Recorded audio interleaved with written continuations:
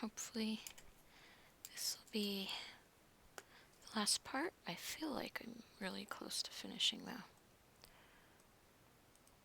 I absolutely adore Korean culture. If you were to give me a free ticket to anywhere in the world, South Korea would be my number one choice.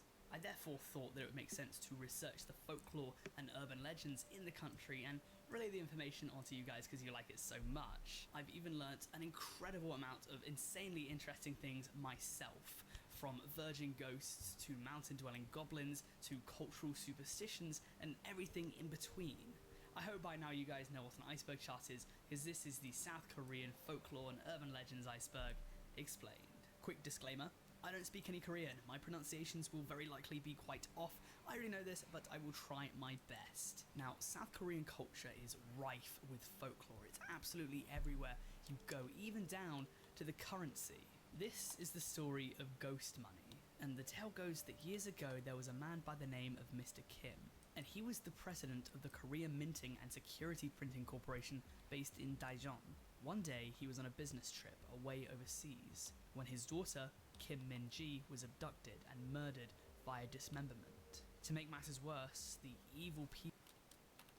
One day, he was on a business trip and Security Printing Corporation based in Daejeon. One day, he was on a business trip away overseas when his daughter, Kim Min-ji, was abducted and murdered via dismemberment. To make matters worse, the evil people who committed this heinous act were never caught or brought to justice. Now, some people at the Mint thought that Kim Min-ji's soul would never be at rest, and therefore they came up with the idea that they would scatter some clues as to what she looked like in the currency. For example, if my research is correct, the Admiral Yi 101 coin, if flipped upside down, resembles her dismembered head. And on the 501 coin, you might be able to make out what's meant to be her arm. It doesn't stop there though. You can see her name in English on the 1001 note. And furthermore, apparently her legs are in the design of King Sejong the Great's robe on the 10,001 banknote. They even say that on the 51 coin there is a picture of Kim Min-ji's murder weapon, a sickle. When asked to comment on the story, the South Korean Mint said that it had no basis in reality, no factual backing. So a lot of people think that this is just a series of coincidences, but what do you think? Let me know in the comments below, and also let me know if there's any theories or rumours about your currency wherever you live in the world. So in Korea, taxi drivers get a bit of a bad name, and this next story is definitely not going to help it. So there is a belief that in some areas of Korea that taxi drivers, especially those located in the Gwangju area, want to steal your organs. Apparently tellings of taxi drivers stealing organs date back as far as the 1980s, and it happens to tourists who wake up in an ice bath after blacking out, being left with a note that one of their kidneys had been stolen and will be sold on the black market. Obviously, with all of this being unconsented, their organs have been illegally harvested. Now, I think I'd be doing Korean taxi drivers a massive disservice if I did not dispel these rumours right now. This is false. It's a bit of culture, a bit of folklore, but it is not real. Because this panic can be traced back to the summer of 2013. When there was a screen capture of a Kakao Talk conversation that described an incident where someone was abducted and they had their kidney removed. The victim, who was a friend of the person telling the story, entered a taxi to go home, but the taxi took a wrong turn. He was drugged up via a syringe in the neck and later found himself abandoned in a field upon waking up. He was taken to hospital and was told that his kidney had been removed. This Kakao Talk screenshot went viral. Hello, Fallen. Hi.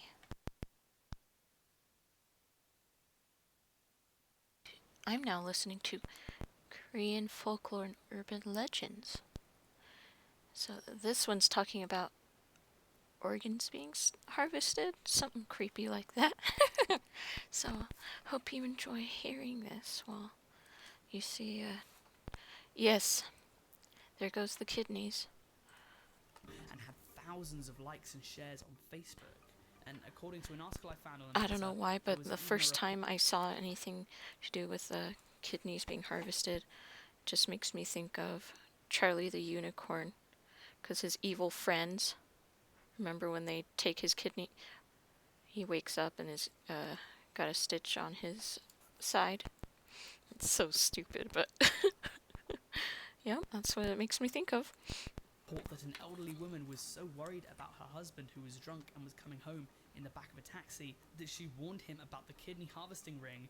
And right then, the drunk, middle-aged man jumped out of the moving taxi and broke his arm. Did he actually have anything to worry about? No, because the police have since come out and said that this was merely a hoax. The entire panic didn't actually have any basis in reality.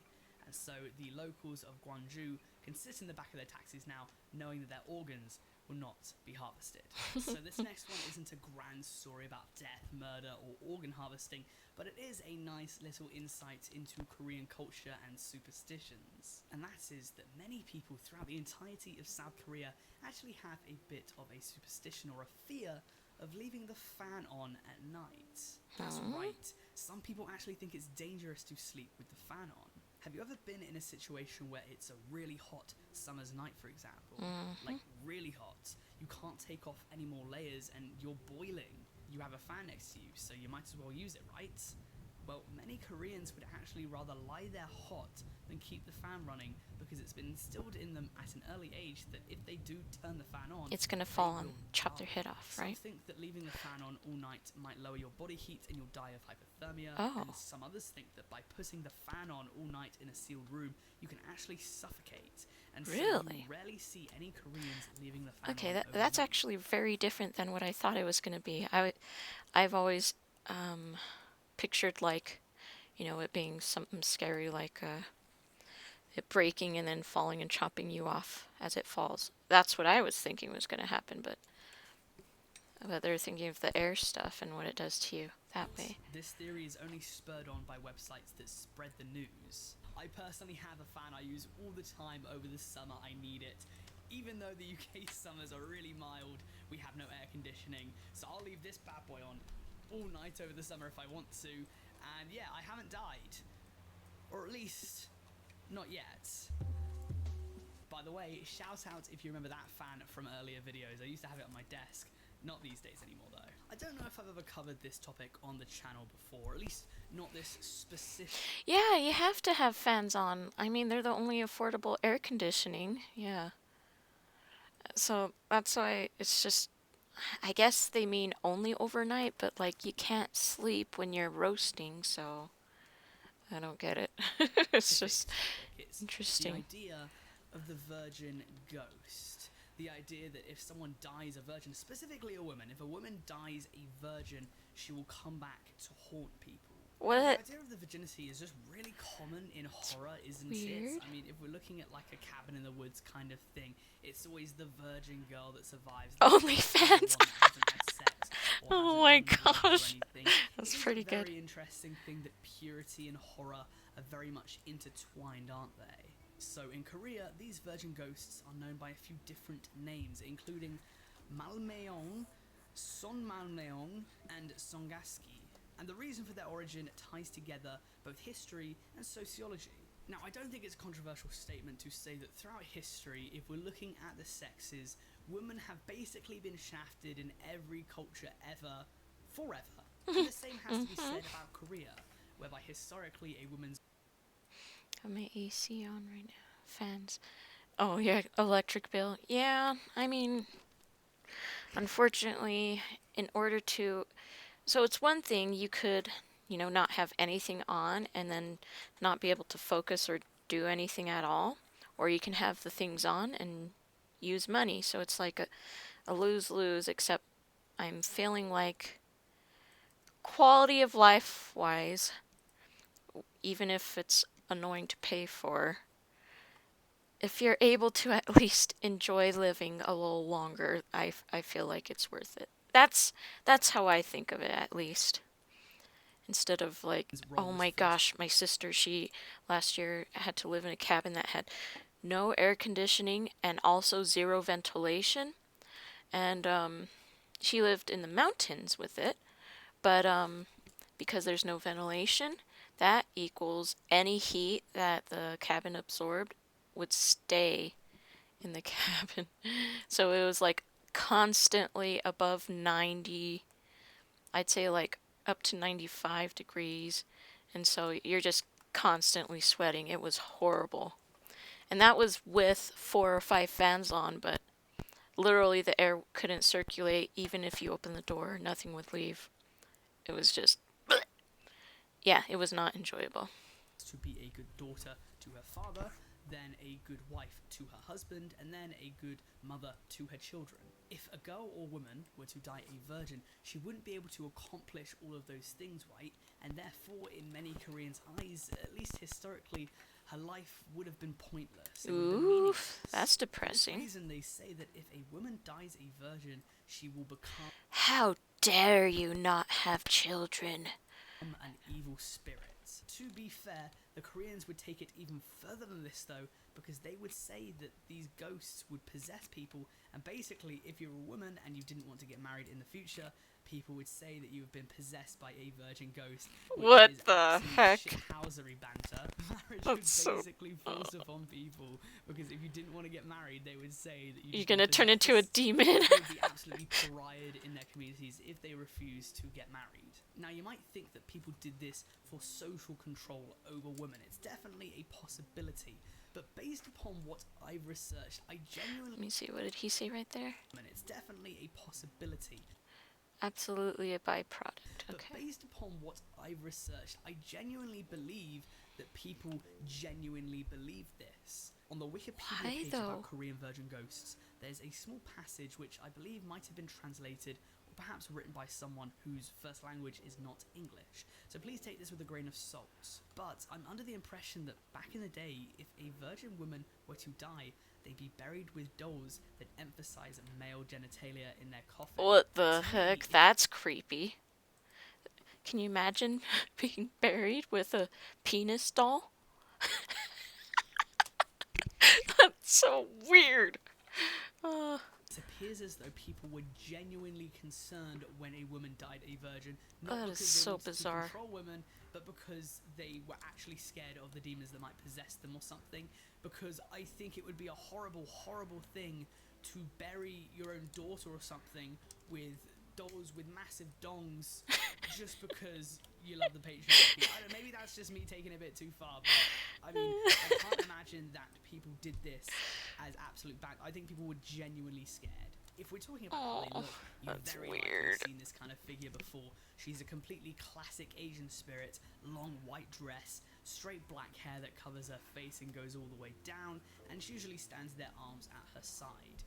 What do you think of this story? Do you think that this was actually men still trying to control women socially, or do you think it's something else? No. Because my belief is that originally it was probably made a as mixture. form of social control, Yeah. and kind of like Chinese whispers, it was passed down through the generations. To and die people were actually sober or genuinely unlaid. scared that if their daughter So, right before you die, you're gonna make sure both of those things happen.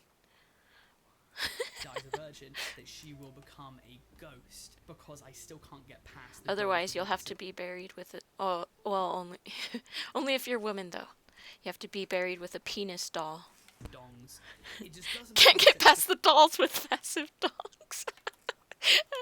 be scared that if their daughter dies a virgin, that she will become a ghost. Either because or I still both. can't get past the dolls with massive dongs.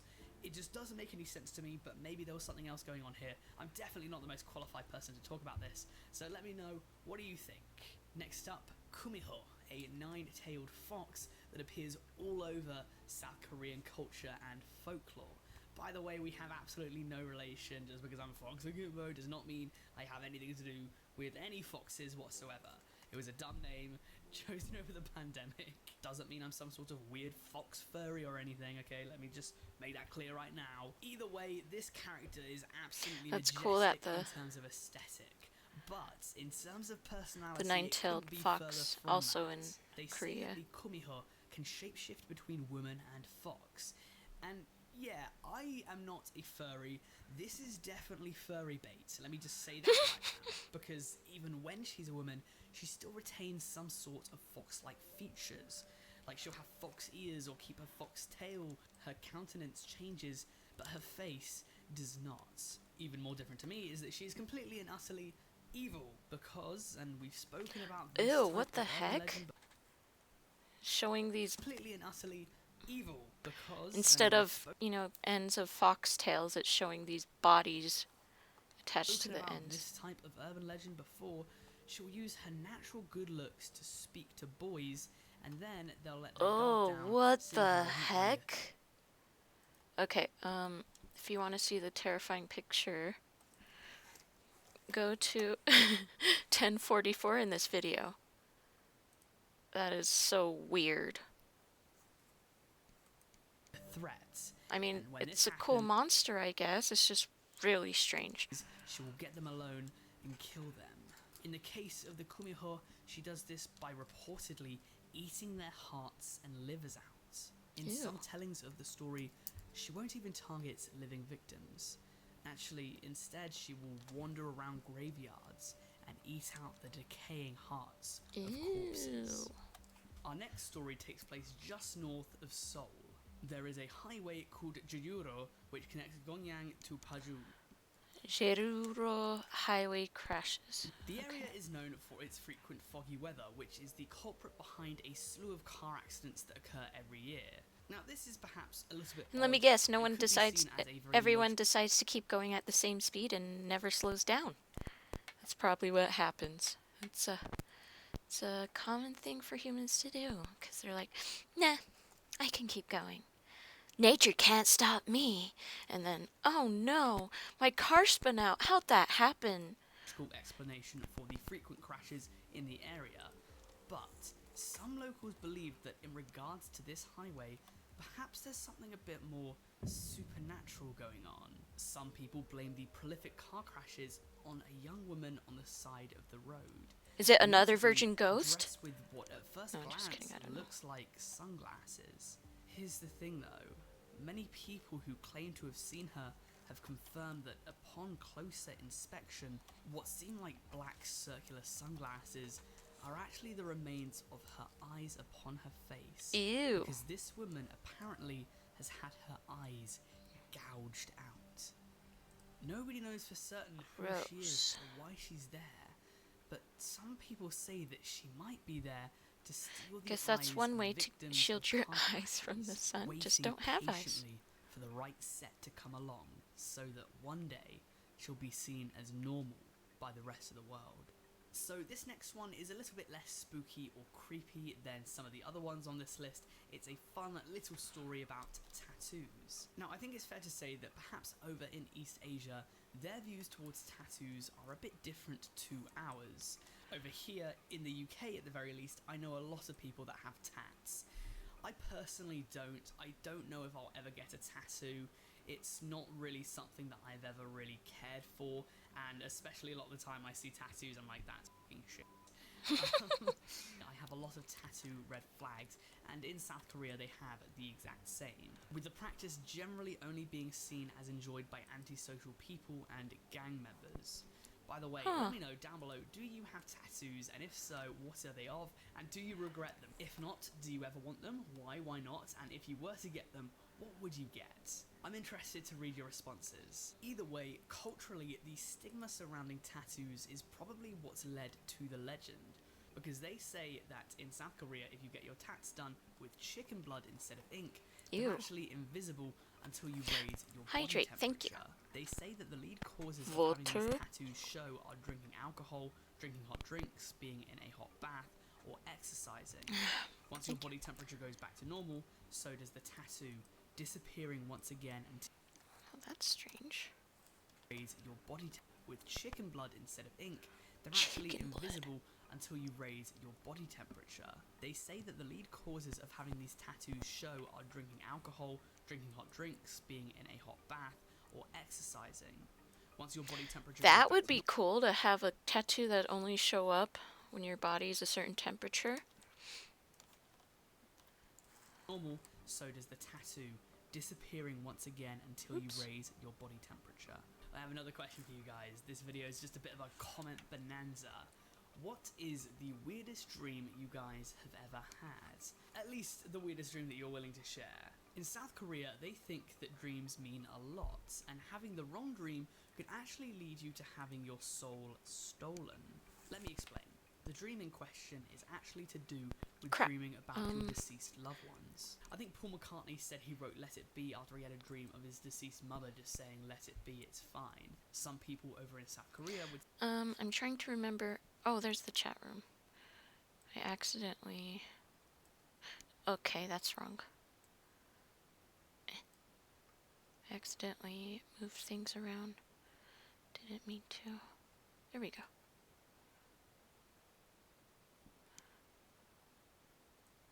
Right.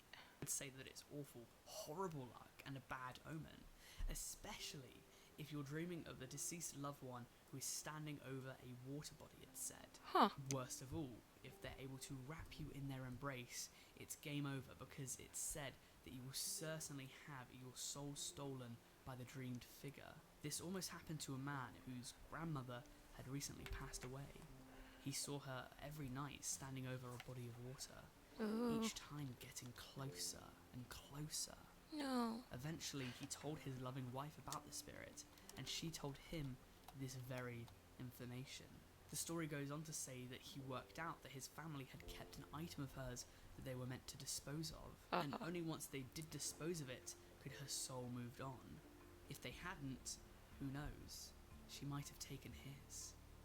Ooh, yeah. For the squeamish, look away now. Maybe skip to the next entry, because this next one is pretty f***ing grim. They say it happened a few years ago now, when a young Cockroach Korean man facial severely mask. with acne. Oh, I know, mask. the feeling. Facial mask? Oh no. When a young Korean man struggled severely with acne. I know the feeling.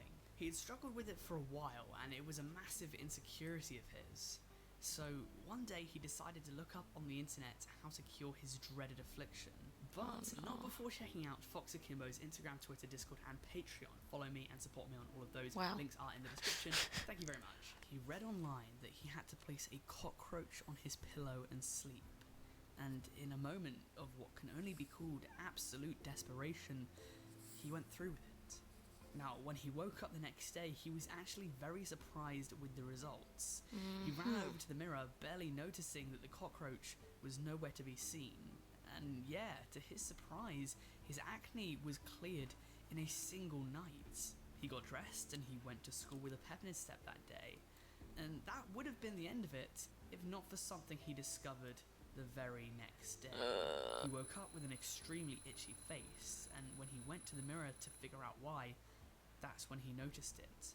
As it turns out, the cockroach therapy had an unforeseen problem, because it had actually filled his pores with cockroach eggs. So the next one is a superstition. Why? That's so gross. Why? Why would that even be? Why? Okay. Than anything, and it's about pen colour. So over here in the UK, when we're writing, you will never use red pen, not really. It's considered informal, and Really? blue and black are really generally the pen colours to go to. Green pen isn't generally used unless you're marking something. You might use a green pen to tick and a red pen to, I guess, cross. In South Korea, it's quite similar, but they take it even further and say that if you were to write a person's name in red ink, they are now marked for death. Oof. The reasoning behind this is that deceased names are traditionally written in red ink, and so if a Korean would see you write their name in red ink, they might automatically assume that you want them dead. Over in Korea, every book is a death note if you have a red pen. And this is something I kind of want to just laugh about, because imagine the amount of people that might have actually tried to assassinate people by writing Just by their names writing down red- in red yeah. ink. I bet you that's happened at some point. So let's go back to talking about general characters and creatures that might pop up in Korean folklore. And this here is the dokebi, which many consider to be perhaps a Korean take on what we might call a goblin. But cross-culturally, there are some differences between the mythical creatures, one of the largest of which being that when we talk about goblins, there's a negative connotation that comes along with them. We often see them to be much more malevolent or evil creatures, whereas the dokebi is much different. Sometimes they're seen to annoy and harass humans, yes, but they can also be benevolent when they feel like it too. Sometimes they're seen as harmless pranksters, and often they like to challenge humans to wrestle them to give them an ability to move past them. Which, by the way, little tip, if you ever somehow end up fighting a Dokebi, you will probably lose unless you target its right side. Hmm. They're very good at wrestling, just to be warned. That's To add such to a this, they look strange. very different to the more Western associated goblin, seeming much more like a traditional East Asian mythological creature, just in terms of design and that. They're often formed by the spiritual possession of an inanimate object, such as old discarded household tools or objects stained in human blood. I believe that in terms of powers and characteristics, they can summon fire, which is pretty badass. And yeah, in Korea, people throughout the country have different responses to them and interpretations to them, as I said before. But if you were to go to Jeju Island, for example, there is a common practice called the Doringut healing ceremony, in which people try to drive away mental illness from the recipient, which is the Dokebi manifested. So this will drive away the Dokebi. Now, speaking of the Dokebi, I'm going to move on to a more specific story surrounding the creature, a fun little tale I'm going to dub the Man on the Mountain. So, we've discussed that the Dokebi are seen as mischievous a lot, and one day a man who lived alone on a mountain in Korea had the chance to encounter one. The man and the creature had a conversation, and eventually the Dokebi, the mad lad that it was, cracked open a cold one, and him and the man slowly began becoming friends. From there, the two would meet up every day and talk. But one day, the man took a stroll by himself in the woods near the river. He looked in the water and discovered that his reflection looked just like the Dokebi. He realized Oh that no, he was I'm getting a slowly phone call. becoming Looks the like I'm muting creature. myself. He panicked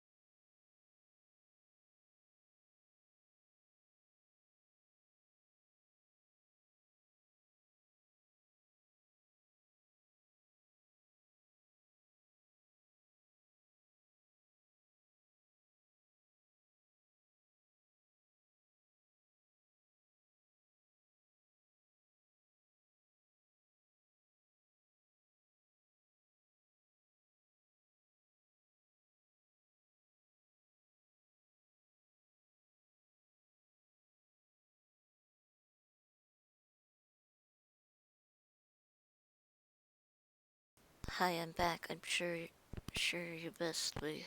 panicked, but after a moment, remained calm and devised a plan. He invited the Dokebi to his house the next day and asked the Dokebi what it was afraid of. The Dokebi said it was afraid of blood and asked what the man was afraid of. The man replied, "I'm afraid of money. That's why I live in the mountain alone." Their friendship would come to an abrupt end the very next day when the Dokebi came to the man's house and saw that it was just smeared in cow blood. Ew. Obviously, blood was its fear, so this was in an attempt to scare the creature. The Dokebi saw this and cackled, "I'll be back tomorrow with your greatest fear." Oh, it spooked you? Oh, the sound. I'm sorry.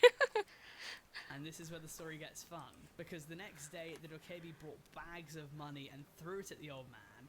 And the old man was like, "No, not any money. Oh, I hate that. Don't give me more money." And the Dokebi was like, "Have some of that, you fucking cunt." And then the Dokebi left and was never seen again. The man, on the other hand, became the richest guy in the village, and he lived off that money for the rest of his life.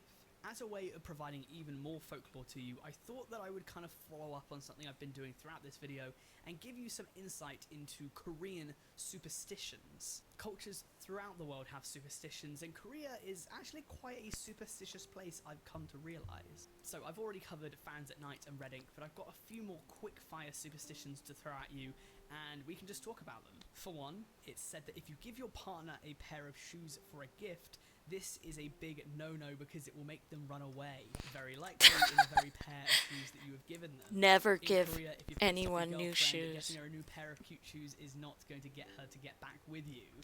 I thought I would be screwed because that is my main tactic. Yeah, I just had to get in the bin. Moving on, this one is for students. Some Koreans believe that eating sticky foods when studying will actually help information stick. So before that's exams, funny. many students will eat toffee or even yut, a traditional Korean sweet. They also say that eating slippery foods such as soup or stew will have the inverse effect, making your grade slip down. Earlier, I said Interesting. that having dreams of deceased relatives in Korea is actually known as quite bad luck. Oof. But one thing that might shock you is that having a dream of a specific animal is apparently very good luck, and that animal is weirdly the pig. As far as I'm aware, the reason for this is because the word for pig is similar to the word for jade, which is the colour of money. Also found, let's see, what is he saying? Also found pigs used to signify wealth because pork was very expensive to buy. For this reason, if a person in Korea dreams of a pig, they'll often buy lottery tickets afterwards. Dreaming of pigs can therefore bring you vast wealth.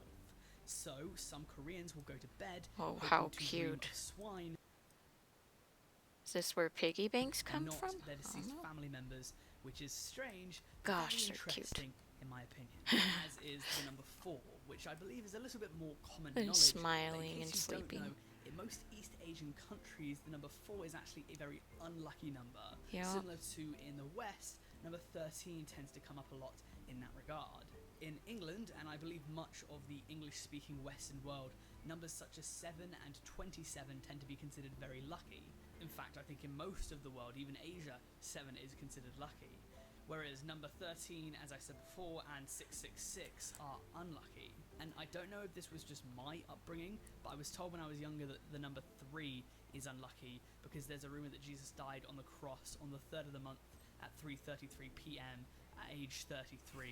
In much of East Asia, in comparison, different numbers Like are people considered know lucky all and those details. unlucky. Number 4 is the biggest one because it's said that the number 4 sounds like the word for death.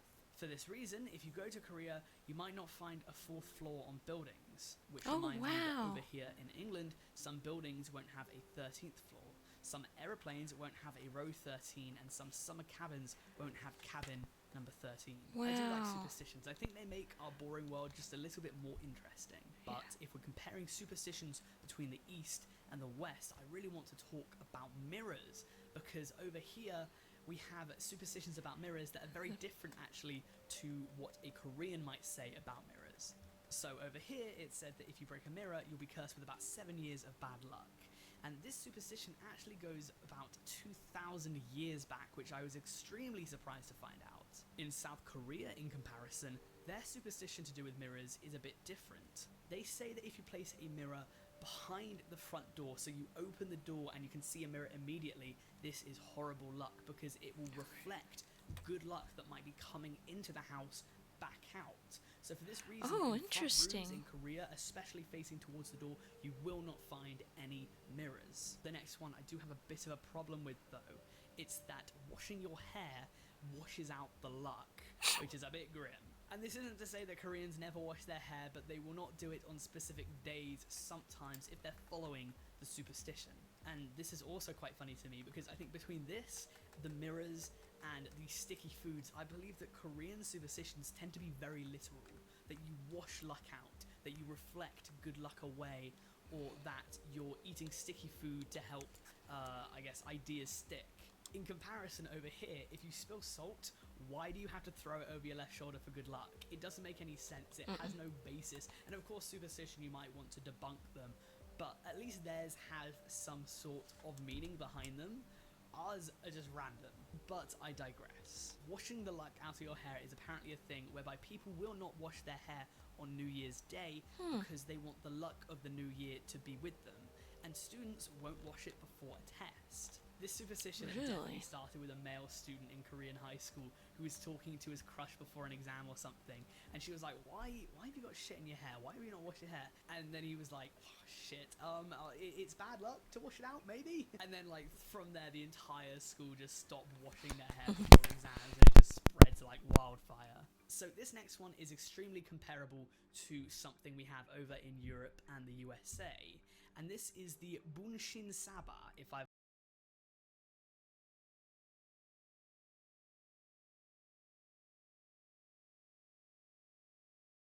pronounce that right. And it's basically the Korean version, or maybe the Asian version, of a Ouija board. Which, I don't know if I've spoken about this before, but the Ouija board has been banned by the Catholic Church. They do not want Catholics using a Ouija board. Either way, the Ouija board has yes, no, the numbers 0 to 9, and all the letters of the English alphabet. So you can ask spirits complex questions, and it should be able to answer if there is a spirit there. In comparison, the Bunshin Saba is a bit different because it only has two sides, and it's actually a lot easier to create. All you need to do is get a piece of paper, split it down the middle with a drawn line, and mark one side of the paper with X and the other side with an O.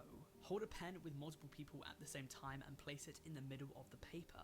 And whichever way it begins to point is the answer, with X, I believe, meaning no, and O meaning yes. Now, the Bunshin Saba, I believe, roughly translates to witchboard. And when you're done asking the spirit these questions, it's important to ask the spirit that you're speaking to if you can be done. If your pen has moved to an O, you're good to stop. But if it moves to an X, you have to continue. Maybe there's a question that the spirit needs to be asked. Otherwise, if you end the game without the spirit's permission, it may seek to haunt you. Here's another question I have for you guys. Have you ever engaged into a conversation with the supernatural? Have you ever used a Ouija board or something to contact spirit? And if so, have you heard anything interesting? I think there's a lot of really cool stories that come from these, and I want to hear straight from you guys. Let me know in the comments. The Elevator Man is a scary folktale that takes place a few years ago now. There was a girl. She was 19 and her name was Haruko.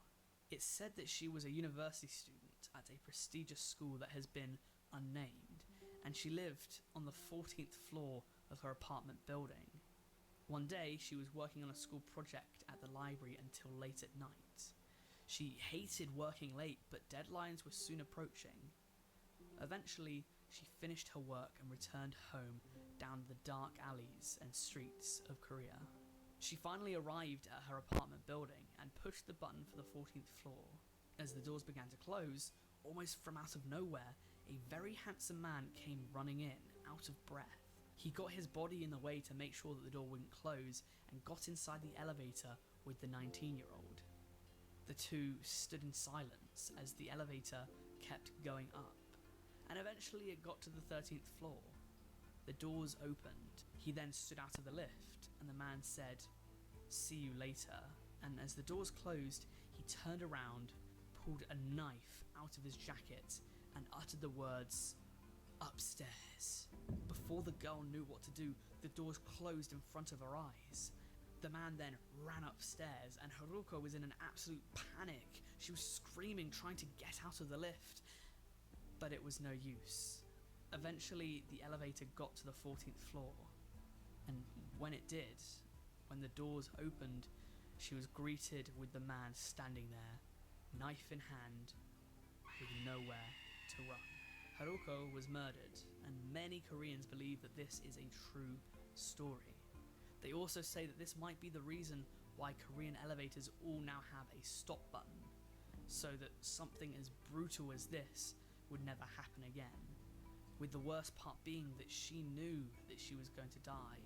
In her last 30 seconds, or maybe a minute, she knew that she would face an extremely brutal end. So this next story veers into true crime, so if you're into that, you're in luck. It's the story of Sun Jung-min, a medical student who mysteriously died on the 25th of April 2021. It's a modern... Yes.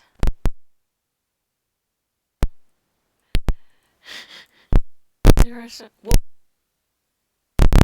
Hold on. Okay.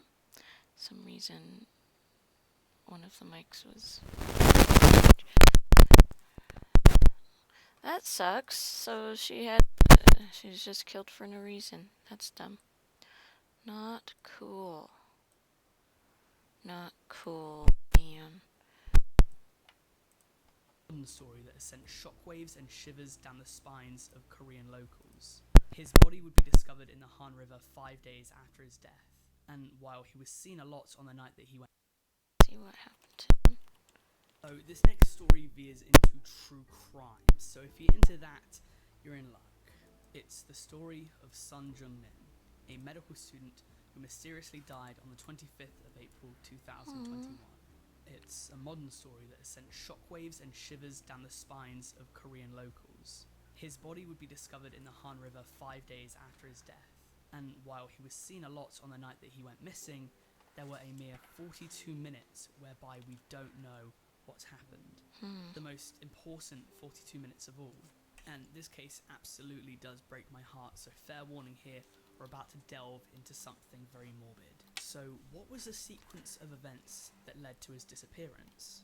Well, Song Jun-min went on a night out with his friend, and the two began drinking at roughly 11 PM the day before he went missing.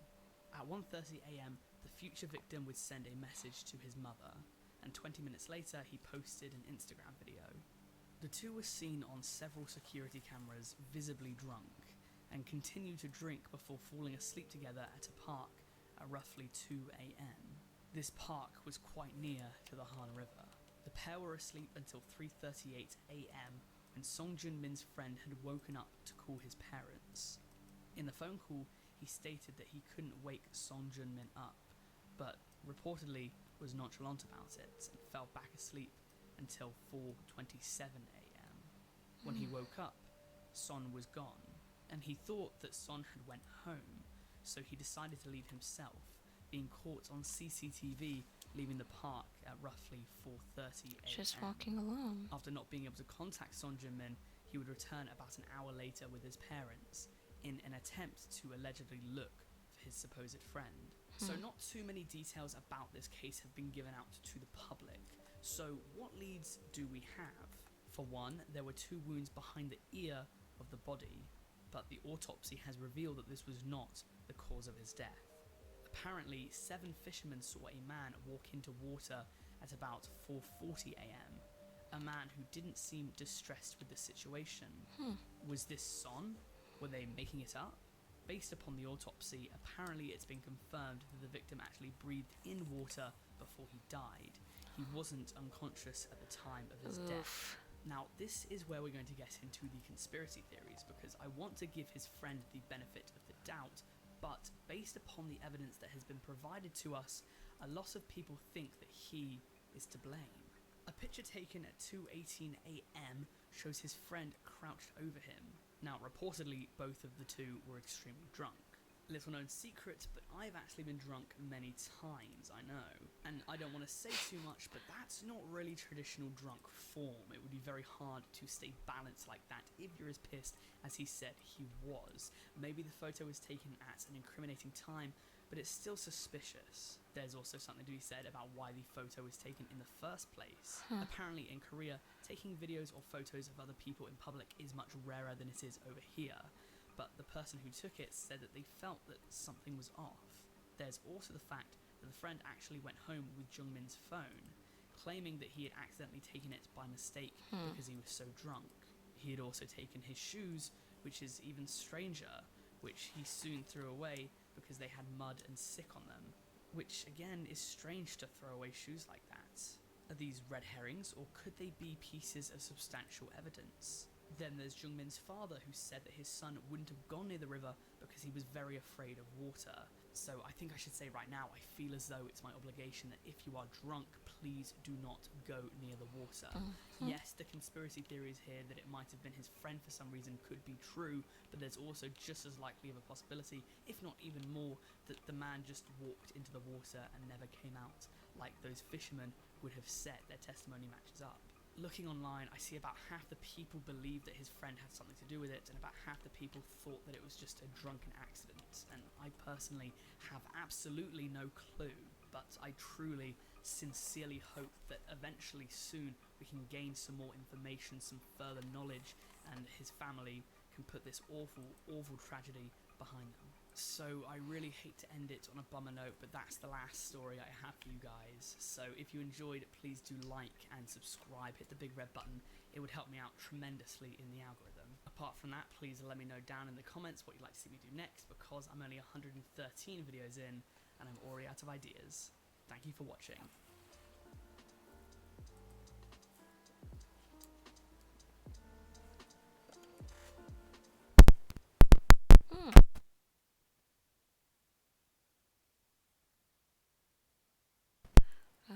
Where's the...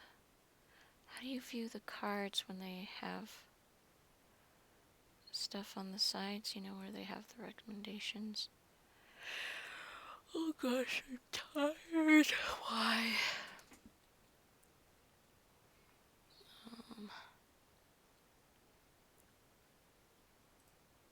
I'll do Mexican folklore. Just like Romeo and Juliet's story, this one also ended in tragedy because when the girl's father found out, he stabbed her to death. Literally stabbed her to death. Interestingly to me, throughout the world, practically every country ever has had folk tales unique to their territory. There's something just very human about telling tall tales and myths and urban legends to each other. It's what we used to do. We used to camp round the fire and just tell stories. And so today, I think it's time to shed some light on people that might not have heard some foreign folk tales. Therefore, in this video, I'm going to be covering Mexican folklore and urban legends for you. I did a similar thing with the Philippines and Japan before that. If you haven't seen those two videos, they're very good. So let's see what interesting folklore Mexico now has to offer. Also, to try and further embrace Mexican culture, what better way to do it than with food? So I've bought a bunch of intrinsically Mexican snacks that I've never tried before, and so throughout this video I'll be trying them and letting you know what I think. We're going to start off with the popular ones, and as the video goes on, things are going to get very obscure. Even if you're from Mexico, you might not know a few of them. So as I said, if we're doing popular, we have to talk about the chupacabra first. Also, pronunciations, I'm probably not going to do it right all the time. The amount of Mexican words I have is just completely crazy, and I don't speak Spanish. So apologies if I mispronounce anything, you're just going to have to bear with me. So I have spoken about the chupacabra once before, at least once I think. It was in my cryptids iceberg, but this creature's name translates to goat sucker. Not in a weird way or anything though. This is on account that many people believe that the chupacabra drinks the blood of farm animals, specifically goats. Now, this is actually quite a recent cryptid or urban legend, first being attested in 1995 in Puerto Rico, and so there are probably a few people watching this video who too are many of them picture them the chupacabra attack. Now, like some people believe dogs. that the chupacabra looks quite alien-like, whereas others think that its appearance resembles something more similar to a dog. But this vampiric creature is common throughout the Americas, and Mexico in particular has some of the most frequent chupacabra sightings. It's an urban legend that I'm sure you already know, so let's try and move on to something that you might not have heard of. So here in the UK we have him, in the United States of America and Canada I know he's about. I know that he's also quite common around Europe. Of course I'm talking about the boogeyman. But in Mexico he is not called the boogeyman. In Mexico he is called El Coco or El Cocoy. And I'll keep this one brief as well because the tale of the boogeyman or El Cocoy is Pretty just spooky. so famous. But he is essentially a monster that comes to kidnap misbehaving children. In my Philippines folklore video I made the point that a lot of urban legends are made to make kids behave, and El Cocoy or the boogeyman is yet another one of those examples. Now, it is said that El Cocoy hides under beds and can take the form of shadows, has big ears like a bat, and sharp teeth like a barracuda. Ew. He will watch you as you sleep, and he will choose the perfect moment to pounce. He will then take you up into his home in the mountains and devour you. If you are his chosen victim, you will never be seen again. The El Cocoy will be sure of that. The tale of La Mano Peluda is up next, and if you speak a bit of Spanish, you might be able to The translate hand it of yourself. something. This translates to the hairy hand. Oh, So, the hairy what hands. is the hairy hand? Oh, they have these in Scottish folklore, Scottish and English folklore as well. These creepy haunted hands that just possess people as they're driving and makes them crash. And why are Latin American children in particular so afraid of it? As with the boogeyman, this folktale is yet another story to try and get children to do as their parents want. In particular, it's said that the Mano Peluda comes out from underneath the bed at night and targets children who are not asleep. So it's just a way Creepy. for parents to get their kids to go to sleep. And it was obviously just That's a not parent that gonna made sleep this. well. It's just funny thinking of, like, I don't know, Maria from book club going in there and saying, like, oh, you know, you just have to tell him some lies, tell him that hairy hand's gonna come kill them or something. It was just, it's mental that people are scaring their kids into sleeping. But these parents came up with an entire origin story for La Mano Peluda. The origin of the hand is that it apparently belonged to a man who was killed during the Spanish Inquisition. He was falsely accused of robbery and as a result had his arm cut off. The man swore revenge, and for this reason, after he soon died, his arm now seeks vengeance against the descendants who ruined his life. Of course, there are other tellings of this story, but this is the main one. And as I said before, the story now haunts young children who aren't ready to go to bed, but they soon will settle down because they're afraid that the hairy hand or La Mano Peluda will come for them. The So how do you know is who's the Mayan word given to mythological descendant? Mayan spirits found in the Yucatan Peninsula? Yucatan Peninsula, that's what translates saying. The Yucatan Peninsula, by the way, is a place that you should remember for later because quite a few of these pieces of folklore derive from there.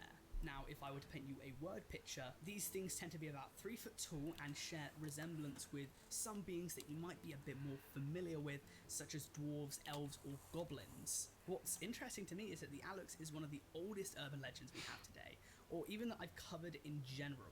Obviously, the Mayans were one of the world's first advanced civilizations, and therefore their urban legends would also be hundreds, if not thousands of years old. It's said that these things can actually be man-made as well, because legend has it that back in the day, if a farmer wanted to, he could leave a clay figure of the Alex outside his house, or behind the tallest tree in his garden, and a shaman would come along and perform a ritual to bring it to life. At this point, the farmer will know that the Alex is alive because the Alex will now protect the farmer's land and the farmer for a full 7 years. After the 7 years, the door to the Alex home must be sealed off during the day in order to trap the Alex inside and prevent him from becoming evil. The Mayan people make offerings to them before they venture into the forest or start their milpa farming to bring good luck. Some other trivia about the Alex is that they can be very kind and courteous if treated with respect, but if you mistreat your Alex, it will become a very worthy adversary. Now, it is important to never say the name of the Alex, which I have probably done about 30 times trying to record this segment of the video, because otherwise you will awaken one from its sleep, I think, and you will summon it from its home and it will come for you. So right now I have probably a small army of little goblin things coming to clap my ass, so I'm gonna have to deal with that later. Do you ever feel as though your spirit's animal is a large part of your personality? If you do, you might be a Nagual, or maybe Nagual, I don't really know, I found conflicting pronunciations online, but I'm just going to go with Nagual, because this is said to be a person who has a deep connection with their tonal animal counterparts, aka their animal spirit, but actually more than a deep connection, a super deep connection that allows them to shapeshift into an animal that they are connected to. In English, I believe the word Nagual is often translated as transforming witch, but sometimes it can also be translated as Nice. transforming trickster or shapeshifter. Now, you might be thinking, Fox, For what barking would dog, your thank you. spirit animal be? We all want to know. The fans want to know. Super question. Obviously, it's in my name. I would be an ox. But more seriously, a person's tonal counterpart is very important because Naguals aren't all good, just like some animals aren't all good. Like, have you ever met a kind wasp? Of course not. Wasps are bellends. So some of them are I good, agree. some are bad, but the Nagual is very fascinating to me, personally, just because of the history behind it. First being reported by the earliest Mesoamerican civilizations, such as the Olmec and the Toltec. Now, these civilizations would say that a person's birthday had a lot to do with what tonal counterpart they would be, with this often being declared at birth. But flash forward to today, and the term will be slightly more feared, with many people, specifically in rural Mexico, believing that the Nagual sneak out at night, transform into an animal such as a bat, owl, dog, or turkey, and go out to drink the blood of humans, damage property, and cause havoc. The Ahuizotl. Oh I just whistled a lot there. So this is actually an urban legend that I've covered in a previous video. For the life of me, I can't remember. I was trying to find it, but I can't. But anyways, this creature is said to have the head of a dog, but the body of a seafaring creature. Apparently, this thing has not been seen for hundreds of years, and so it actually could be an extinct species, first being documented by the Hopi and Shasta tribes, and then further being documented by Conquistador Hernan Cortez, who claimed that one of his men were actually killed by the Ahuizotl. To me personally, this thing seems like a bit of a terrifying Vaporeon, and like many similar creatures, it's said to be able to mask its voice to lure its victims, often as a frightened woman or crying child. Once its prey comes to check out what's happening, it will be too late for them, with the Ahuizotl devouring them and throwing their lifeless corpse away. Before we get into the next one, I need to pause the video and say that I know that I got the pronunciation for this one's name wrong. It's called the Tlahuelpuchi, and I repeatedly call it the Tlahuelpuch. This is because I watched a TED video in which this stupid vampire says it like this. Tlahuelpuch. So before you comment about it, I already know. The Tlahuelpuch is the next urban legend from Mexico that we will be covering, and it's quite an obscure urban legend, at least for European standards. So this isn't as much of a creature as it is a monster, because while a Tlahuelpuch might look like you or I, it is actually supernatural. So this urban legend comes from the Tlaxcala region of Mexico, which is just south of the center of the country. And the reason I say that this is obscure is because this is basically a vampire, but it's Mexico's vampire. Similar to the Viscera sucker that I discussed in my Philippines video, at the dead of night, this shape-shifting being will sneak away from normal humans and go on the hunt, most often for babies and children. But it doesn't limit its diet to That's kids. gross. Sometimes they will go after older people, and they will drink the blood of these humans, younglings and oldlings alike. Unfortunately, people that are Tlahuelpuch have been cursed at birth. They tend to find out that they have shape-shifting abilities around puberty, but there is no way to rid yourself from them, nothing that we've found. Most Tlahuelpuchi are female, and not only that, but it's also said that the power of female Tlahuelpuch is greater than the male of the species. So, apart from shape-shifting, what other powers does it have? Well, there's some it's really said that cool it can separate illustrations. its torso from its legs, and then it will go out flying, which again sounds very similar to the Viscera sucker from the Philippines. I think there's been a bit of cheating, some copying going on there. It is said that the Tlahuelpuch must feed on human blood at least once a month, or otherwise it will starve. The only way to defeat the creature is the general traditional methods. Onion, garlic, and metal will repel it. But the problem is that it is impossible to detect a Tlahuelpuch unless you catch it in the act. There are no other signifiers, so if you see one, you need to kill it on the spot. Now, I said earlier that they live with people, and again, similar to the Viscera sucker, they do live in civilizations. They'll marry into families or whatever. But this family, despite the fact that they probably know about the Tlahuelpuch, will not be able to stop it, because the reason for this is that if it is deemed that a family member of the Tlahuelpuch has dobbed it in, if it's ratted, if it's grassed, if it's snaked, then the curse will be passed down. I think it's to them as well. So if you snake on it, if you rat, then it's only going to get passed on to someone else, right? So therefore, the only way to catch it is that you have to kill it if you find it. But again, the family cannot have anything to do with that. Once again, if you ever see a Tlahuelpuch, you have to kill it on the spot if you can. Okay, I think it's time that I try some classic Mexican snacks. I'm getting kind of hungry making this video, so I'm going to do that right now. I'm going to do half now, I'm going to do half later. I think I'm going to start with the tajin. I don't know really what it tastes like whatsoever, but I was told to have it with mango or cucumber, so that's exactly what I'm going to do. Here we go, here we go. I got a little bowl here. I'm just going to put a little bit, I'm going to season it. Okay, and let's go for some mango first. Got quite a bit on that one.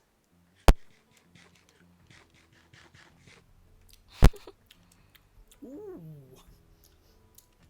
that's interesting. It's got like a spiciness to it, but it's very in contrast to the sweetness of the mango. Oh. Like cucumber. It's got some zing, almost some zestiness in it. This is not a flavour that I'm used to whatsoever. Yeah, I can get used to that. It's very nice. I'm going to follow that up with some polparindo, sandia, which I believe should be watermelon, because there's a watermelon there. I quite like watermelon, so let's try it.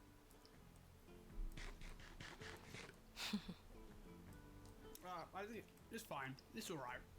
Didn't look It's not what I like it. expected. It's not like anything I've ever eaten before. I quite like the aftertaste. I don't like the texture.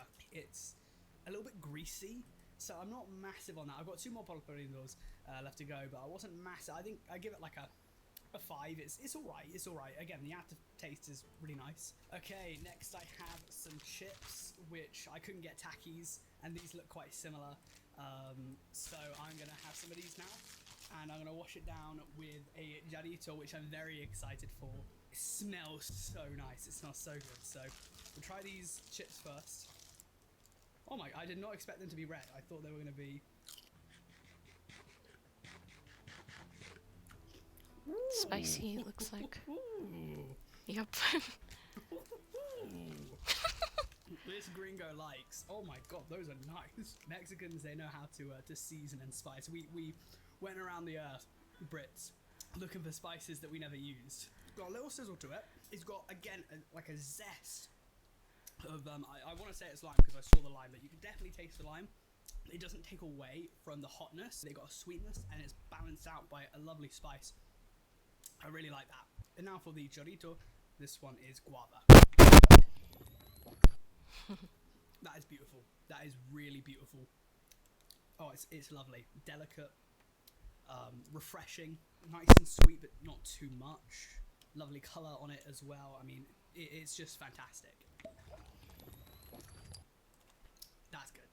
Alright, I think it's time to get back on to the rest of the video. Reminds me, There have been a few witches already mentioned so far in this video. Mexico seems to really have them as an antagonist, but very few strike fear in the hearts quite like La Maltos. You see, La Maltos has been around, they say, since the colonial era within San Luis Potosi.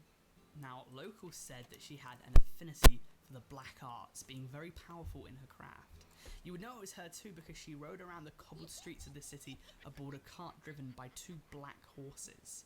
The sound of the wheels grinding on the edges of the street and the frantic breathing of the horses chilled her skin. Now, people were afraid to stop her because they were in fear of what she would do to them if she ever had the chance. For this reason, the authorities steered clear of her. But soon, the metaphorical wheels came off, as La Maltos' ambition for power required more deaths. One day, she made the biggest mistake of her life by sacrificing 2 people who belonged to one of the most powerful and influential families in all of Potosi. Now, she was no longer tolerated by the authorities. They came for her, and La Maltos had no defense for her actions. She only had one request before she died, to be able to make a drawing of her and her dwelling from memory. Nothing suspicious about that. Of course, if I were in their position, I would of course let her draw a picture. Nothing weird's gonna come from that. Guess what? Something weird came from that. The authorities granted her wish and escorted her to her room.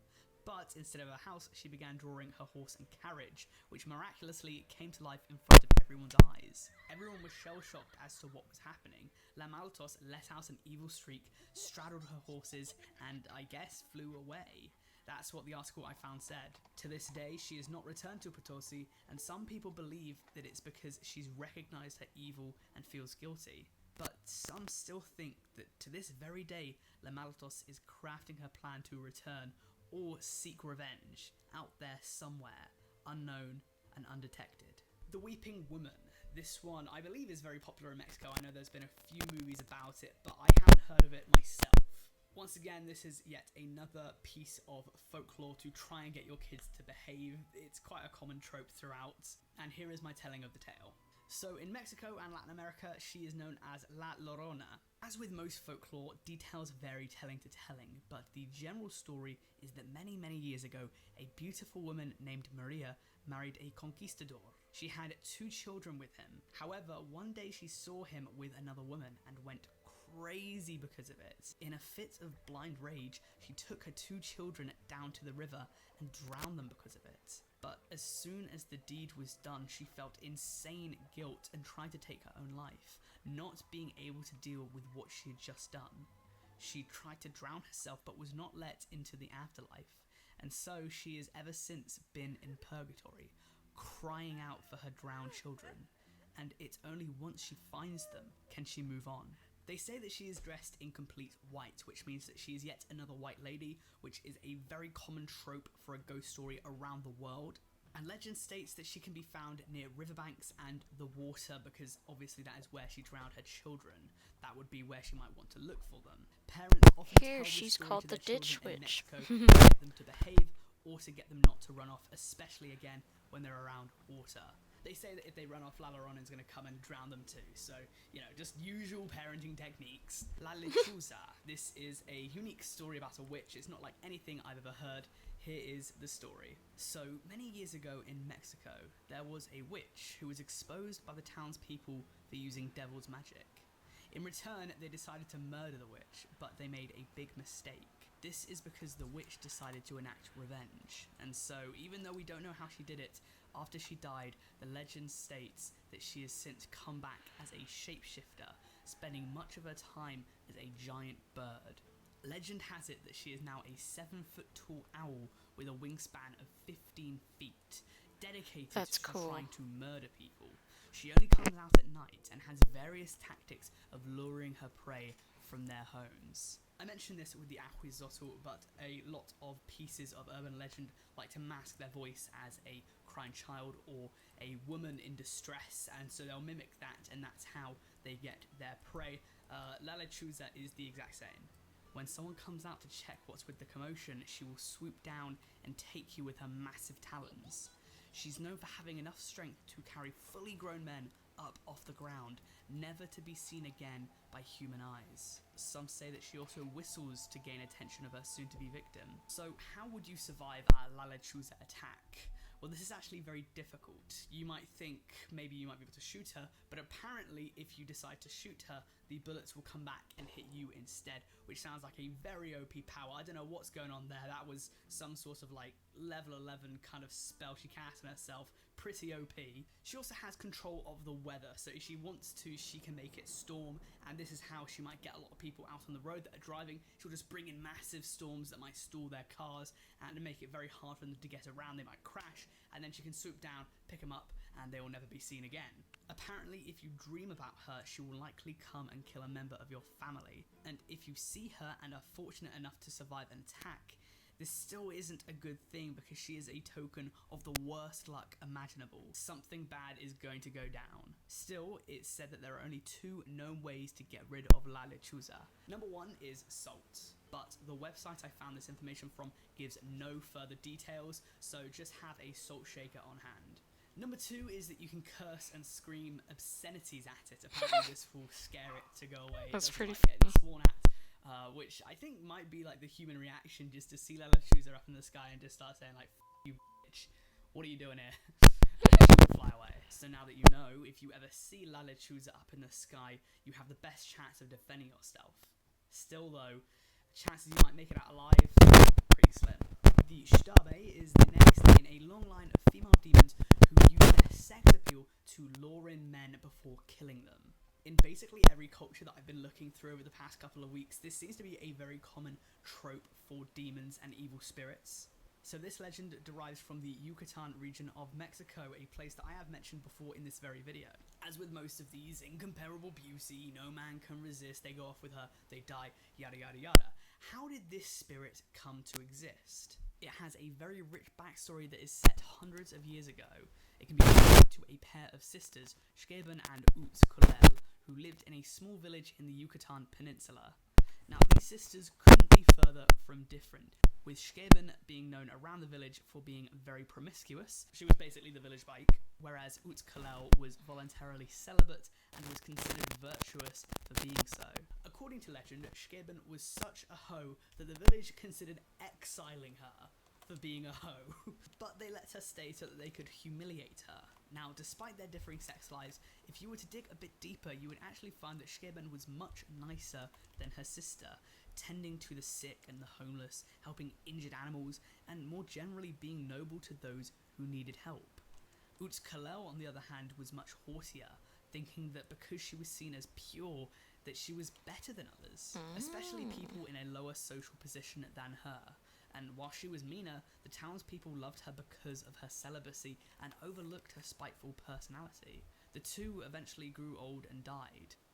Several days after That's Shkeben's cool death, story. It's actually opposite of what you'd think.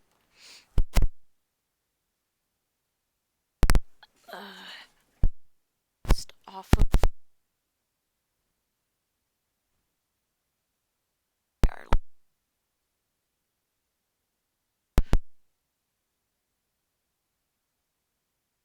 the townspeople discovered her body guarded by animals and surrounded by fragrant flowers. She was buried by the homeless and the poor, and after a while people saw a beautiful flower growing on her grave, a flower known as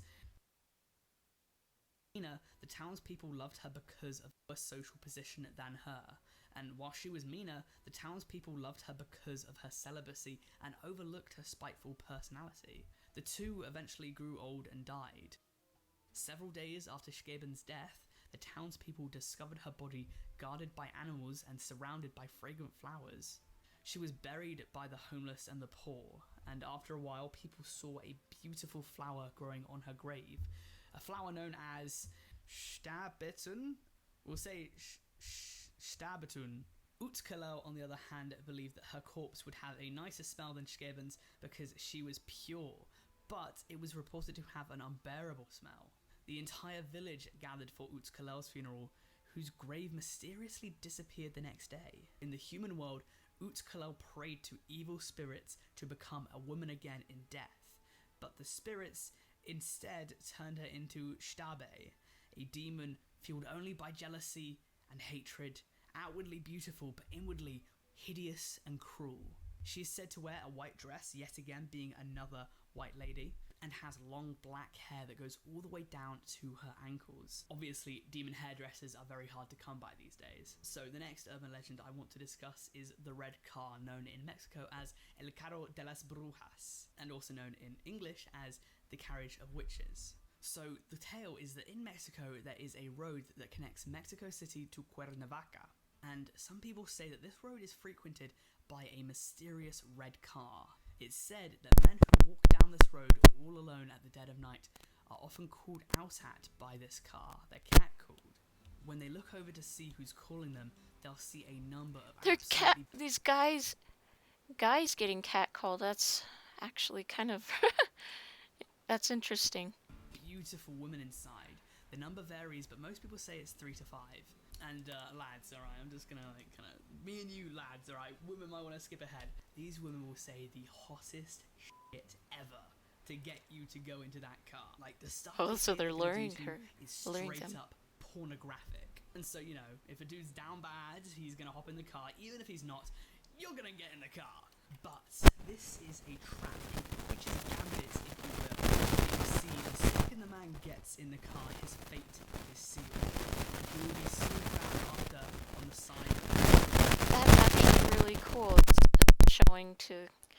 guys that they have to also be careful in whose car they get in, because not just women can be abducted or killed by strangers that they are hitchhiking with. Wounded with symbols carved into his face and Yikes. body. It will be clear that he was sacrificed to the occult. Here's a question though, lads. Knowing what you know now, would you jump into the car?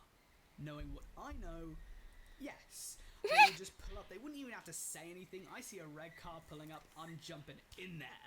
The only way not to get killed is to not go in the car. I don't think that they can kill you if you don't go into the car. It's like one of those things where a vampire can't enter your home without being invited. So I don't think they can actually come for you unless you go along with them. So you're kind of like signing your rights away.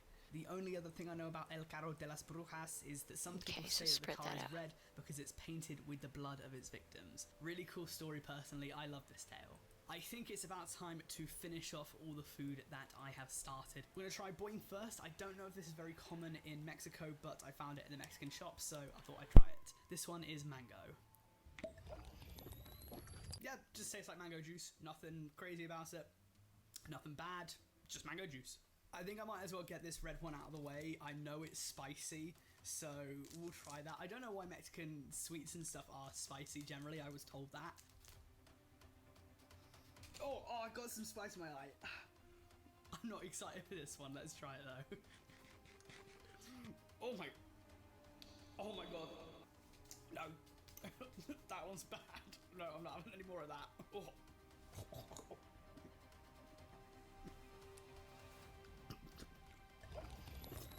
I hate that. Oh my god, I hate that so much. 0 out of 10. I hate that. Why did it have to be spicy? I'm actually tearing up. It's not even that hot. It's just, it just does not work. I'm gonna try the lollipop next, which looks like it might have chicken in it or be like chicken flavor. What flavor is this? I have no idea what flavor this is. Tastes not like anything I've had before. It's fine. It's like the mango. It's fine. You know, 5 out of 10. Alright, I'm gonna try the last polporindo. Hopefully I like this one more than the other two. This is the original. Oh. No, I don't like it either. I don't like any of them. Polporindo, I do not like. Alright, we're gonna wash that down with some Mexican cola flavored Doritos. And this is, I've also been very excited for this one. The guava one was beautiful. I've been told so much about Mexican cola. Let's try it out. Really, really nice. Really nice. It's definitely different to normal Coke. It has more of a flavor, I would say. Normal Coke's very bland, I find these days. Maybe I've just drank so much of it. Really like it. 9 out of 10, I'd say. I don't think I've ever had marzipan before. I've heard of it, definitely. I'm sure I've seen people eat it or whatever, but I've never had marzipan. I have no idea what it tastes like, so let's try a piece. Does not taste like I expected it would. It's like a sweet nut taste. It's a sweet nut flavor, which kind of sounds wrong. It definitely has some nuttiness to it. I don't know if it's made out of nut, but it's almost like icing sugar, a bit like confectionery sugar as well. I really like that. I really like that. Very sweet, very delicious. Very dry though. Very like, you know, I had that. I couldn't get it down for a moment. Extremely sweet, but I quite like it. Yeah. 8 out of 10. And now for the part that I've been dreading. Now, I have had a Bloody Mary before, but I've never had straight Clamato juice. I'm gonna have that much. I think that's a fair amount. Oh Jesus! It's like clam tomato, I would assume. Clam tomato. Alright, let's try it.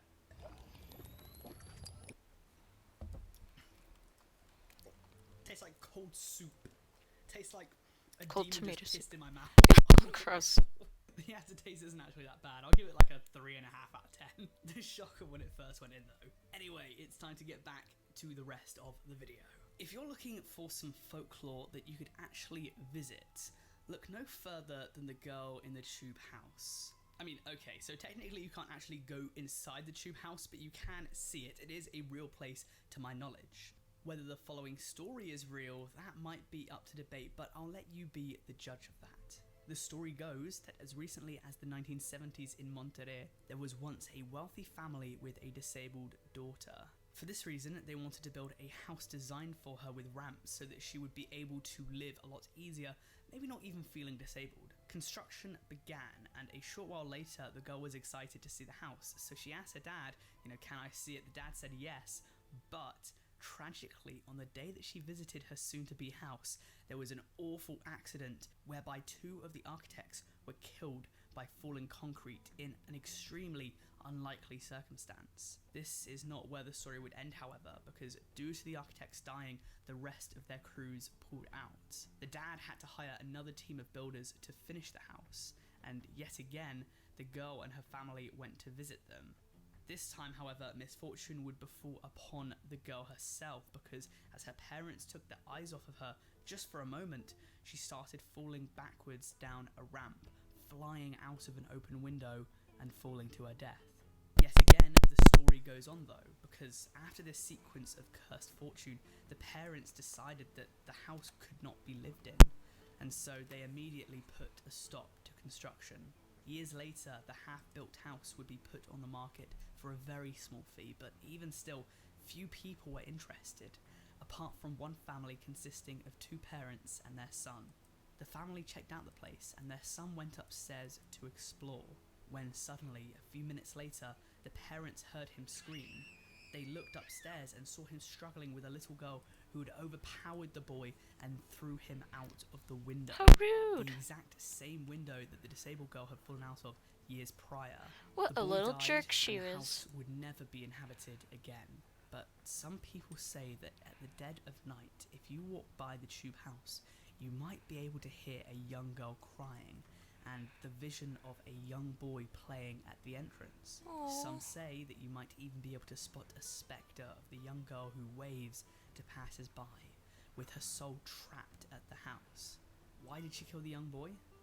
Maybe Jerk. she just wanted someone to play with. Oh. So the next piece of folklore I want to tell you guys about is the Dutun Dutunkan. So finding much of anything about this one online was incredibly difficult, but after diving deep, I was able to learn about this mysterious creature and its fascinating story. So it's said that the Dutun Dutunkan is a bird of evil, having no eyes, just empty sockets where they would be. Weird. And some claim that this is because it has no soul. It only has 1 leg, making it quite distinguishable from other birds. They say that it can sometimes be seen flying around the skies of Mexico just as the sun has gone down, and the reason for this is that young children would have just gone to bed. This is where the Dutun Dutunkan will strike, because young children are its prey, and it will poison them in their sleep by blowing the icy wind of death Why? into their mouths. That's so rude. How did this folktale come about? Legend states that there was once a Mayan shaman who dedicated his life to healing and taking care of children and maidens in the place that he lived. One day, while looking for medicinal herbs, he fell in love with a maiden to whom he sang, wrote poems to, and gave all of his heart, but the woman did not respond to his affections. The shaman said that he would take revenge for the humiliation he How suffered. dare she A long not time like soon me? passed. The maiden became pregnant with the son to the heir of the throne and gave birth to a beautiful baby who would be the future of all the people. But tragedy would soon strike, as a few months later, when the temperatures were warmer and the flowers began to bear fruit, the shaman would enter the infant's quarters. He approached the baby singing a melodious and harmonious song that led the child to death. All the people witnessed how the flame of the future was extinguished, and as an act of justice, other shamans and wise men cursed the shaman, turning him into a soulless bird, destined to have a beautiful song, but to be full of evil and death. The Huh. location is the Mexican city of Guanajuato. The place is known as the Alley of Kissing, somewhere I've been Oh, many weird. times. Tucked away behind the Plaza de Los Angeles, the skinny gap between buildings has become to be known as El Callejón del Beso, only being wide enough for 2 people to stand shoulder to shoulder. And of course, there is yet another backstory that goes along with this piece of folklore. So, according to legend, a wealthy family lived in one of the buildings that helped create the alley, and their daughter, whose bedroom window looked out into the alley, soon fell in love with a young man from the wrong side of the tracks. In pursuit of love, the young man rented out the room in the building across from hers, with a window that was directly across from her own as well. They would then secretly meet and kiss across the alley. just like Romeo and Juliet, the star-crossed lovers story is so romantic. They died. Mm-hmm. Yeah, just like Romeo and Juliet's story, this one also ended in tragedy because when the girl's father found out, he stabbed her to death. What the Literally heck? stabbed her to death. Why? So this changed the fate of the alley forever, and today there is a gift shop where it said the girl's room was. Most people skip the gift shop though and just get straight into tongue wrestling when they visit the alley. So I thought I'd leave it on a note of love, death and romance. Thank you very much for watching, and if you enjoyed, you need to subscribe. Hit the big red button right now. Twitter, Instagram, Patreon, Discord, all in the description. Please follow, join and support. Aside from that, please let me know down in the comments what you'd like to see me do next, because I'm only 109 videos in and I'm already out of ideas. Thank you for watching.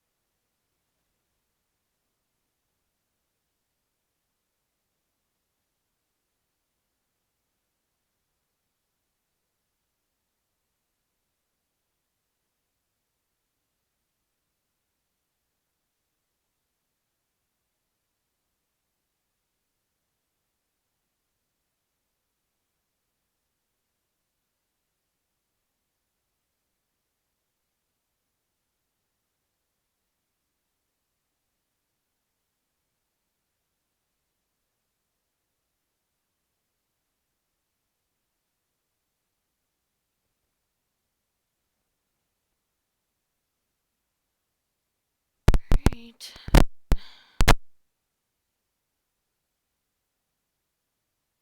I need to go.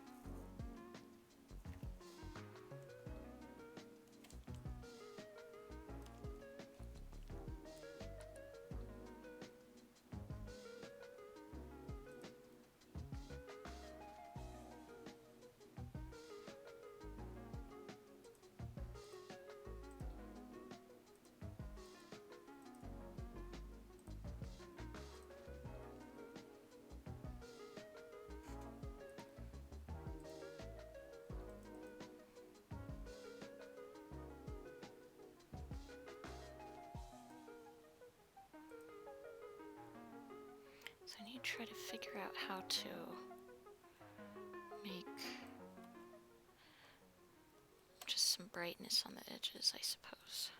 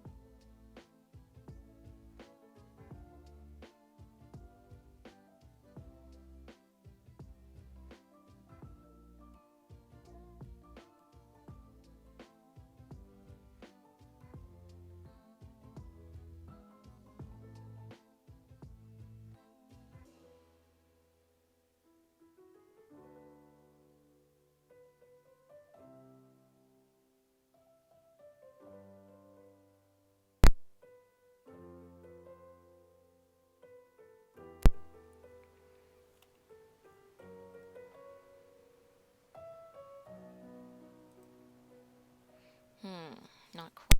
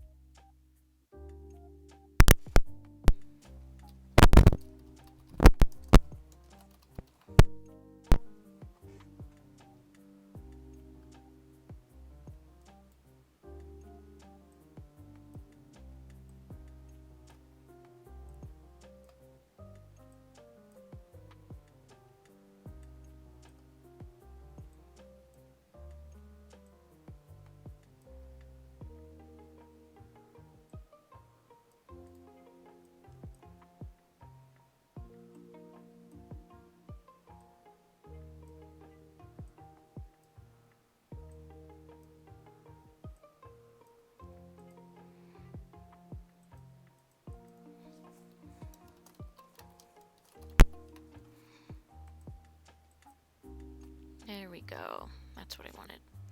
Okay.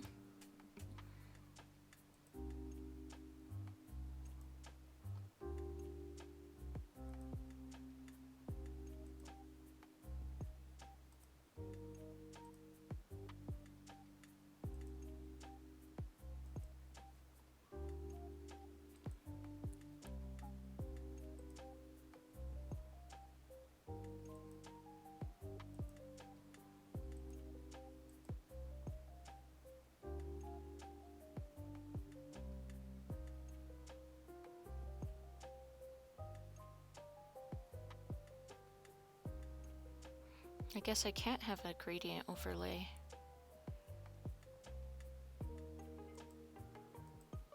Yeah.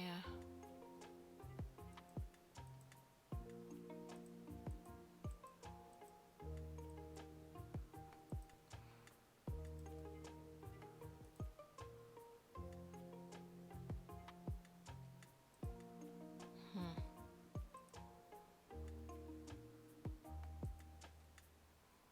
Nope.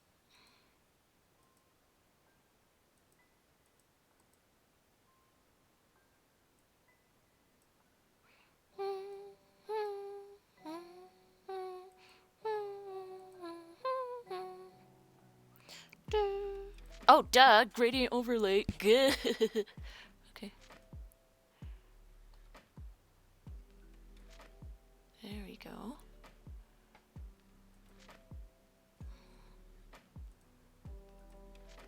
Ooh. Do do do do do. Boom boom boom boom boom boom boom boom boom.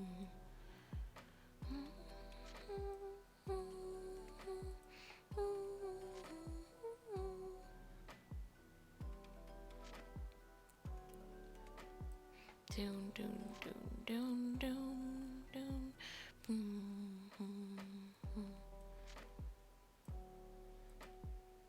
What does dither do?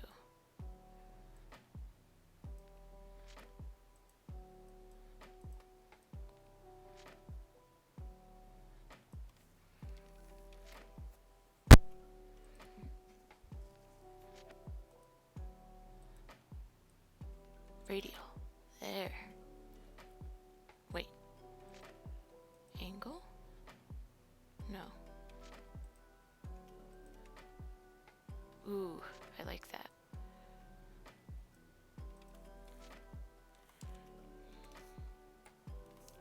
You can mess around with different versions of that.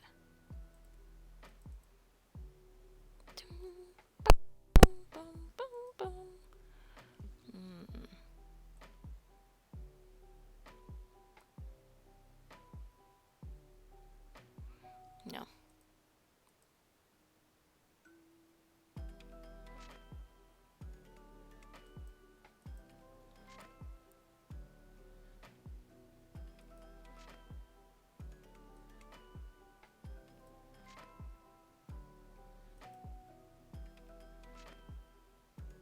There's more blues and green. Actually, no.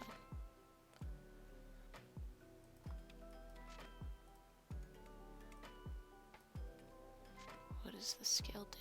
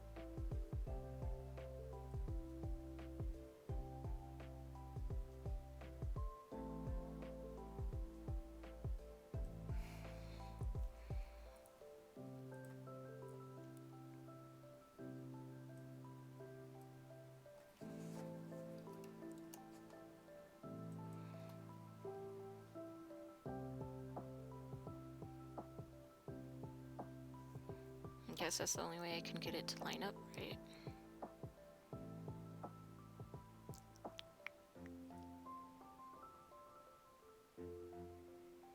Do it 60. There we go.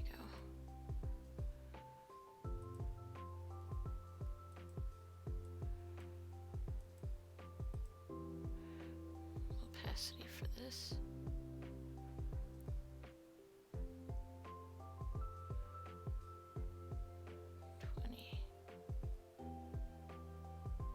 Sure.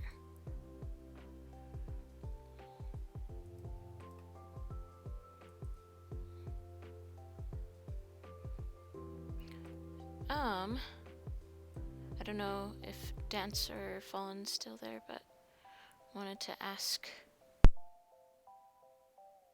having it on the edge or the center one? Edge.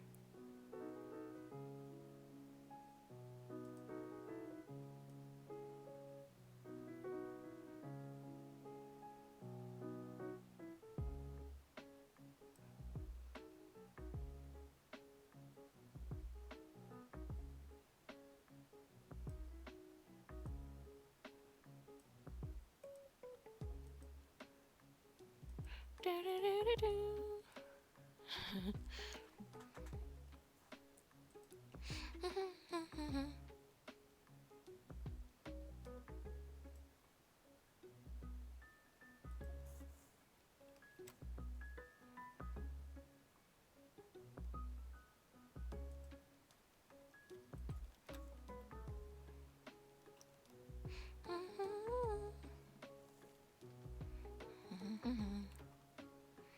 Oh, wait a second. Outer.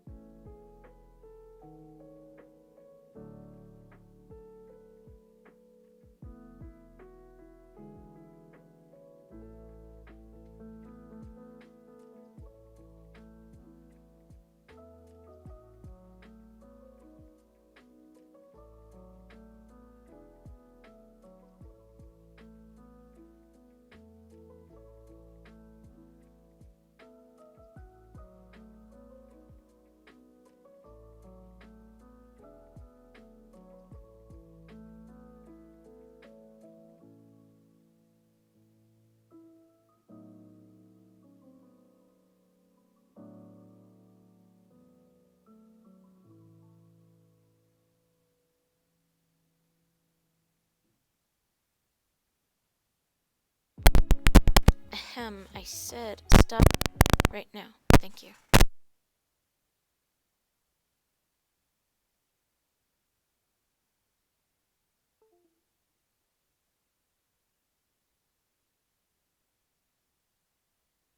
And, yeah. Goodbye there. And